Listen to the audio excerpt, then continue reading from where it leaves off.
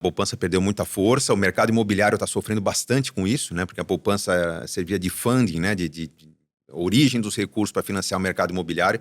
Então, os financiamentos de moradia perderam força por falta de poupança. Hoje, o investimento que mais tem força no Brasil é o investimento em renda fixa, porque questões políticas, econômicas, a economia brasileira está patinando, o investidor estrangeiro está saindo, a bolsa está caindo, e a gente vê um movimento, o dólar subindo, então isso é nitidamente uma procura pela renda fixa no Brasil. E tem aquele, vamos chamar de universo paralelo, né, dos especialistas, os experts que vêm há muito tempo discutindo os criptoativos, incluindo o Bitcoin. Vamos lembrar que o Bitcoin está no seu preço muito perto do nível recorde histórico, então quem olha o histórico fala, nossa, valeu muito a pena. Mas eu tenho muitas ressalvas em relação ao Bitcoin. 2 motivos. Primeiro é a falta de fundamento. O que é a falta de fundamento? É você comprar algo que você não sabe exatamente qual o valor daquilo, porque hoje pode estar $70 mil, ou pode estar $700 mil, ou $7, e significa a mesma coisa. Tanto faz o preço, porque ninguém usa Bitcoin para praticamente nada. Até 2018 havia um uso crescente do Bitcoin, principalmente na Europa. Muitas casas, muitos negócios do comércio passaram a aceitar e desistiram depois de um tempo, porque ficava meio que inviável você manter os preços em Bitcoin. Você dizia que, imagina que você tem para vender uma televisão que custa um Bitcoin. E você vende, você recebe um Bitcoin. Agora o Bitcoin dobrou de valor. Você pode comprar 2 televisões para vender, mas quem ia comprar vai topar pagar 2 Bitcoins ou meio Bitcoin pela televisão. Você tinha que ter uma espécie de uma bolsa dizendo quanto que vale o corte de cabelo, o sorvete, real, a televisão. Né? O preço ia ficar vivo, dinâmico o tempo todo. O tempo todo. Então, o abacaxi do mercado financeiro ia passar para o comércio. E o comércio falou, não, peraí, eu não consigo vender o meu sorvete hoje a meio Bitcoin, amanhã a 2, depois a 4, depois a meio. Então, abandonou-se. Mas o Bitcoin ele não tem muita função de ser moeda para ser transacionada em coisas pequenas, né? Ele é mais uma forma de armazenar valor e trocar valor ao longo do tempo. Seria tipo... Entre pessoas que acreditam no valor do Bitcoin. Então, é mais ou menos como funciona algo escasso. Você ouviu falar alguns anos atrás dos NFTs? NFTs, né? Aquelas figurinhas criava uma arte digital e aquilo dizia que tinha um valor, que era muito exclusivo, foram feitas 2 unidades. De repente caiu a ficha que não, aquilo não tem valor. Eu não vou pagar $1 milhão por um desenho que foi feito do em macaquinho, o macaquinho, entediado. Foi feito em alguns segundos por uma máquina, porque aquilo tem valor, né? Valor é algo que é feito com ingrediente raro, por um artista que tem uma técnica única, não algo que foi feito porque é numerado, eu vou pagar. O Bitcoin tem essa questão de não ter um fundamento, não ter algo que justifique o valor, mas sabendo que eventualmente um crash, uma guerra, algo enfraqueça as economias, as pessoas vão buscar algo de valor. Bitcoin, como poderia ser uma tulipa na Holanda, lá em 1400 e pouco, poderia ser qualquer outro tipo de bolha, as pessoas vão buscar proteção em algo que outros acreditam que tem valor. Então, meu argumento fica frágil. O grande valor do Bitcoin seria não ter pessoas, intermediários, criando Bitcoin do zero, então seria uma escassez programada. Isso. Não ter intermediários e a descentralização, que é você não ter nenhum tipo de fiscalização. Então, eu gosto de ter Bitcoin porque o governo não vai alcançar, uma ex-esposa não vai alcançar meus Bitcoins, né? Não está registrado em lugar nenhum.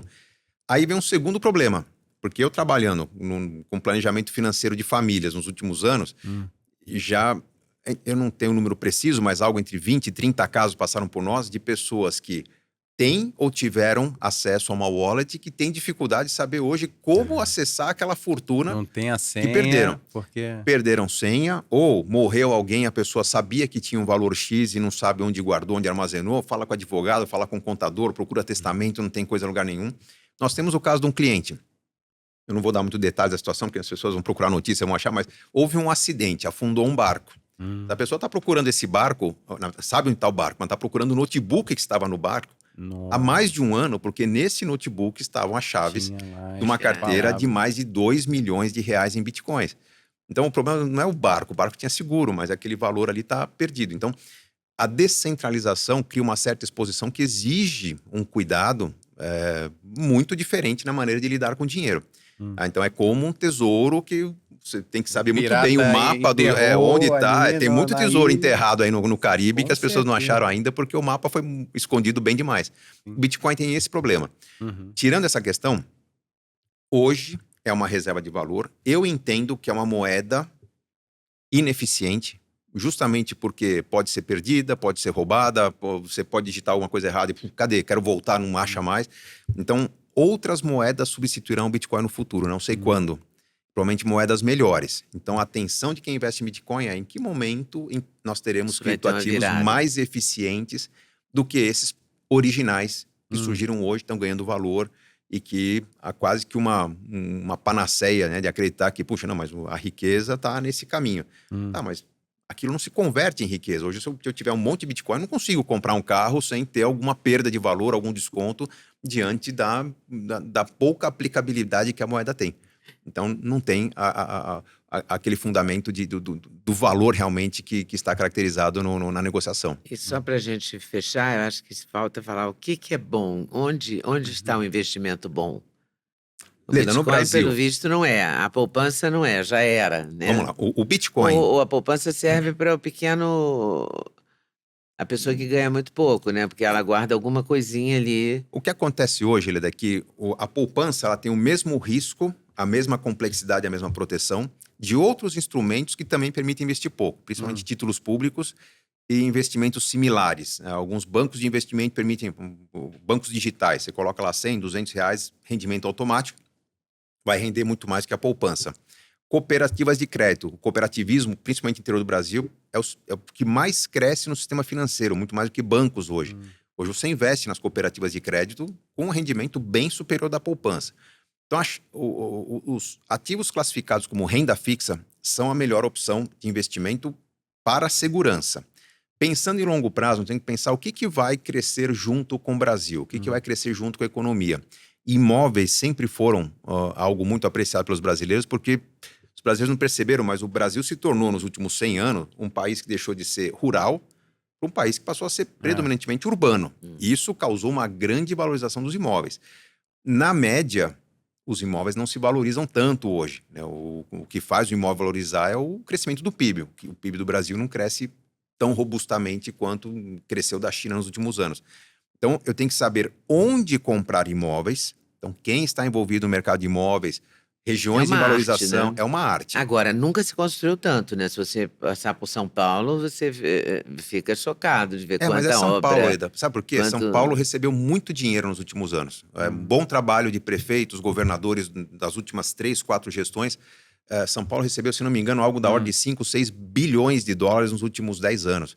Então, esse dinheiro vai para algum lugar. Ou vira empresa, ou vira imóvel. Pode ser residencial ou comercial. Então, isso explica o porquê dessa verticalização, tanta obra. Mas os imóveis vão desvalorizar. Se você compara com outras cidades, é impressionante. Sem dúvida, mas porque o estado de São Paulo está funcionando melhor do que os outros estados em termos federais. Não vamos desprezar o centro-oeste brasileiro, que funciona muito bem, mas lá carece muito de mão de obra. Falta mão de obra especializada para fazer com que a cidade se desenvolva como desenvolveu São Paulo. Você pega o interior do Mato Grosso, você poderia perfeitamente ter os melhores teatros do Brasil, os melhores cinemas, melhores parques aquáticos. Não tem porque falta profissional para trabalhar nessas entidades. Agora, o imóvel sempre vai ser um bom negócio no Brasil quando você souber onde está comprando e estiver atento à saturação. Se você dominar o mercado de imóveis, aí você compra bem. Basicamente estar envolvido. Aí vale também o mercado de compra e venda, como o mercado de leilões, por exemplo, está sempre em crescimento no Brasil. E os pequenos negócios também são um ótimo investimento no Brasil, porque a economia está cada vez mais formal no Brasil. Nós tivemos o movimento do crescimento das MEIs, né, em que quem era trabalhador informal se tornou MEI, então passou a pagar impostos. Nós tivemos o movimento durante a pandemia das pessoas que abriram contas digitais, então quem recebia dinheiro vivo passou a fazer parte do sistema, ser conhecido da Receita Federal. Essa formalização da economia convida a um consumo mais formal. E isso significa que o micro e pequeno negócio no Brasil, que vem crescendo bem nos últimos anos, continua sendo um ótimo investimento. O Brasil é muito amplo e o que, na verdade, vai dizer se eu vou ganhar dinheiro ou não é colocar meu dinheiro naquilo que mais faz falta na região em que eu estou. Se eu estou numa região em que os imóveis estão fazendo falta, que o aluguel está muito caro, eu vou ganhar dinheiro com imóvel. Se eu estou numa região que produz madeira, porque eu tenho as melhores empresas de celulose do mundo, eu vou plantar madeira e vou ganhar dinheiro. Essa diversidade do Brasil permite uma variedade de investimentos bem interessante. E do ponto de vista do papel, você fala do renda fixa. Com certeza. Para quem quer investimento Agora, seguro, por que hoje que abrir uma conta num banco de investimentos ou um banco digital, investir em renda fixa, Porque é desde algo a pandemia protegido. para cá, eu tenho notado que todas as pessoas mais simples, prestadores de serviço que atendem a. Prestadores de serviço, vamos colocar nessa faixa, né? Porque vai desde do trabalhador doméstico até os pequenos prestadores de Sim. manicure e cabeleireiro. Todo mundo tem conta em banco digital. Sim, sim. Justamente para poder receber o pagamento via Pix, para poder receber Mas um os outros pagamento... bancos também têm Pix. O banco digital Tem menos facilitou, taxa, né? não tem taxa, facilitou o serviço. Hoje, se você abre uma conta no banco digital, além de você não pagar a tarifa, você já tem acesso a um cartão de crédito, que às vezes um tá. banco de varejo vai exigir contra-cheque, Sim. folha de pagamento. É esse mistério que eu não estava entendendo. porque simplificação. Todo mundo tem conta num banco com uma letra ou não sei o que, né? Uma coisa... o banco do varejo Muito. tradicional, ele tem uma massa de trabalhadores formada, preparada para vender produtos. Isso custa caro. Para você colocar um gerente, você tem que ter uma agência, uma porta rotatória, um cofre.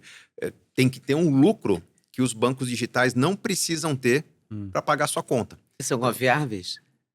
Nós temos um sistema confiável. Hoje tem o Fundo Garantidor de Crédito, né? Que todo mundo acha que é algo público. Não é. O Fundo Garantidor é um fundo criado pelos próprios bancos que garante que até R$250 mil... 250, é bastante para a média brasileira. Então, até R$250 mil que estiverem em conta corrente ou aplicados em produtos de renda fixa do banco estão protegidos caso o banco quebre ou sofra uma intervenção. Porque é um banco que tem algum tipo de irregularidade, ele talvez não quebre, mas ele pode ser bloqueado. Né? O que acontece no dinheiro que estava lá? Você aciona o Fundo Garantidor de Crédito, recebe do Fundo Garantidor de Crédito e o fundo vai cobrar o banco no momento 2. Então, o sistema uma hora de investir, é uma hora de poupar. Sempre é hora de poupar. Brasil, sempre é hora de poupar. Sempre é hora de poupar. As pessoas que têm algum tipo de trauma, seja do governo Collor, né, quando houve travamento de poupança, quando o dólar repicou, quando os planos de previdência começaram a quebrar, todos esses movimentos, todas essas situações foram situações que resultaram em algum tipo de regulação. Um órgão foi criado, né, no caso da Previdência, a SUSEP foi criada para proteger o mercado. Então, hoje é muito seguro ter um plano de previdência. Hoje é muito seguro colocar o seu dinheiro num banco digital, mesmo que seja um banco pouco conhecido. Nossa, a empresa é nova. Vai lá no banco, está protegido pelo FGC. Entra no fgc.org.br e você vai saber quais são os bancos que estão cadastrados, que estão protegidos pelo Fundo Garantidor de Crédito. Até R$250 mil. Você se protege. Exatamente. E a diminuição da população, assim, o envelhecimento da população, a diminuição do crescimento populacional, isso aí tem um potencial muito problemático para as próximas gerações, né? Eu vejo um debate bem preocupado, eu estou menos preocupado do que esse debate. Por quê? Vamos lá, a população está envelhecendo, eu acho que o brasileiro está enriquecendo na média, apesar de a gente ver muita pobreza, muita desigualdade, desemprego, mas nós vemos cada vez mais capacidade produtiva. Se o Brasil tiver menos emprego, tem mais pessoas preparadas para montar o seu comércio, para abrir uma franquia. Então, eu não vejo o Brasil indo numa contramão da sobrevivência. Muito pelo contrário, as pessoas cada vez mais com condições melhores de se virar. Só que aquela ideia de se aposentar num dado momento e viver da aposentadoria morreu. Total. Porque uma coisa era lá atrás, quando você trabalhava 30, 40 anos e quando se aposentava, você esperava viver mais 7, 8 anos. O INSS te pagava muito bem 7, 8 anos. Hoje as pessoas se aposentam lá com seus 65 anos, alguns vão viver mais 40 anos. E com menos gente contribuindo, comparando com pessoas que estão desfrutando. Então, uma coisa é certa. A aposentadoria... Não vai prestar. A aposentadoria não é mais a hora de parar de trabalhar. Sim. Segundo, a renda da aposentadoria não é a renda para você viver. Ela é como um direito, assim como o idoso tem uma vaga preferencial, não paga para andar de ônibus, o idoso passa a ter agora uma ajuda de custo. E o restante é complementado com o quê? Com planos de previdência privada e com trabalho. E aí, gostou desse corte? Gostei muito, mas eu acho que vocês devem assistir a entrevista completa, que está no YouTube, Leda Nagli, esperando por você. Essa série Hoje Nagli, o Encontro de Gerações, está imperdível. Vale a pena conferir, hein? Com certeza. Se Deus quiser.